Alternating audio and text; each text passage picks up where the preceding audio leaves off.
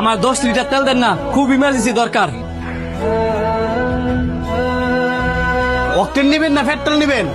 Private car তো octane লাগবো। এই তো সুযোগ, দেখা তো মনে হইতেছে টিয়াওয়ালা লোক। ভাই অকটেন তো নাই। ভাই দেন না, ম্যানেজ করে দিতে পারেন কিনা? আমি একজন ডাক্তার, ইমার্জেন্সি হসপিটাল যাইতে হইব, আমার জন্য অনেকগুলো রুগী বসে রয়েছে। তেল তো নাই, তবে আরেক জায়গায় থেকে ব্যবস্থা করে দেওয়ান যাইব। 350 টাকা করে লিটার পড়বো, নিবেন?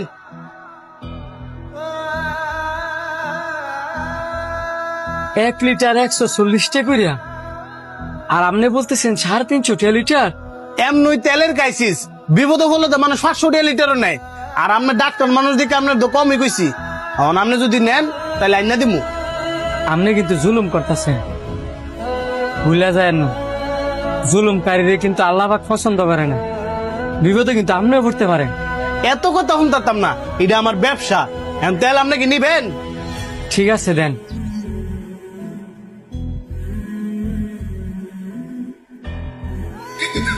ভাই, ও ভাই গো, আমার বাচ্চা তো অ্যাক্সিডেন্ট করছে। আরে হাসপাতালে লেগেছে, তুমি তাড়াতাড়ি আয়। আমার মা মনে গো। ডাক্তার সাহেব, ও ডাক্তার সাহেব, আমার মায়ের বাঁচান ডাক্তার সাহেব। ভিতরে আসেন। আপনার মায়ের সমস্যা কি বলেন? আমার বইয়ের না ডাক্তার না, আমার মায়ের গাড়ি অ্যাক্সিডেন্ট করছে, একটু তাড়াতাড়ি আয়েন ডাক্তার সাহেব। রোগী আমি দেখছি, অপারেশন করাইতে হইব। আগে বিল পরিশোধ করেন, তারপর অপারেশন। স্যার কত টাকা দাম লাগবো?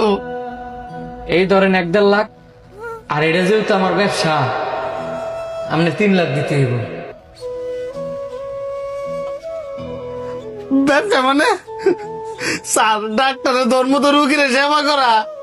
ও, ডাক্তারের ধর্ম সেবা করা, আর আপনাদের ধর্ম কি জুলুম করা?